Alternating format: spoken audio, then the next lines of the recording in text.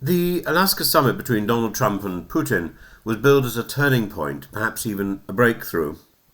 Instead, it's left Ukraine reeling, Europe worried, and Russia quietly triumphant. The images of Trump rolling out a literal red carpet for Putin, an indicted war criminal, tell their own story.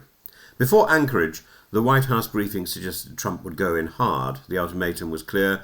Putin had to accept an immediate ceasefire or face new crippling sanctions. For Kyiv, that offered at least some hope that the US would hold the line, especially given how stretched Ukrainian forces are on the Eastern Front. But the outcome has been startlingly different. Instead of insisting on a ceasefire, Trump has endorsed Putin's narrative that only a comprehensive peace settlement, code for Ukrainian concessions, could end the war. He dropped his sanctions threats. He told Zelensky, in effect, make a deal, and he repeated Putin's line that ceasefires often do not hold. In one stroke, Trump echoed Moscow's talking points and undermined Ukraine's fundamental demand that Russia must stop the killing before anything else can be discussed. What did Putin ask for? Withdrawal of Ukrainian forces from Donetsk and Luhansk, effectively handing Russia the Donbass. In return, he said he would freeze the front in Kherson and Zaporizhia, areas his forces largely already control. This isn't compromise, it's capitulation disguised as peace. And the sense of betrayal in Kyiv was immediate. Senior officials spoke of a stab in the back. Meretsko, the head of the Parliamentary Foreign Affairs Committee, called the summit outcome awful. And civil society figures asked the obvious questions. If we give up now, why did we fight, bleed and sacrifice for 2.5 years? Across Europe, the shock was palpable.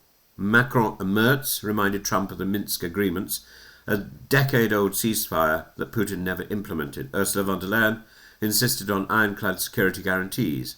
Even Starmer, while praising Trump's leadership, warned that peace could not come without Zelensky's consent. And the choreography of flattery towards Trump was obvious, but so too was the nervousness that Washington had shifted closer to Moscow's position.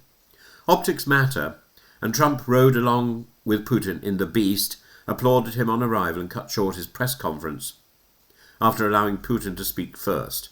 These are not details, these are signals. To Ukrainians and many in the West, it looked like the US president was enthralled by flattery and willing to sideline an ally in order to embrace a rival. Trump has reframed the agenda, where Europe and Ukraine wanted a ceasefire first, then negotiations. Trump now talks of skipping straight to a peace agreement. That shift buys Russia time on the battlefield, while Putin believes he is slowly grinding Ukraine down. It also risks making Zelensky the scapegoat. If Kyiv refuses to hand over territory, Trump can claim Zelensky blocked peace. For Putin, this was a cost-free victory. He broke his isolation, strutted on American soil, and went home claiming progress. He conceded nothing. As one analyst put it, the only gift Putin brought to Anchorage was flattery, and it worked. If Ukraine is pushed into land swaps, it will not be peace but a pause, a Munich 1938 moment in which aggression is rewarded and future invasions invited. Abandoning Donbass now would only prepare the ground for another Russian offensive later, this time perhaps with Kharkiv, Odessa, or even beyond Ukraine's borders.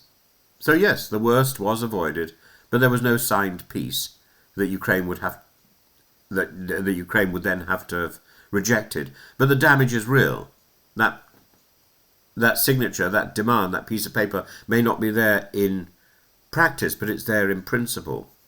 Trump walked away weaker, Putin walked away stronger, and Ukraine was left feeling abandoned.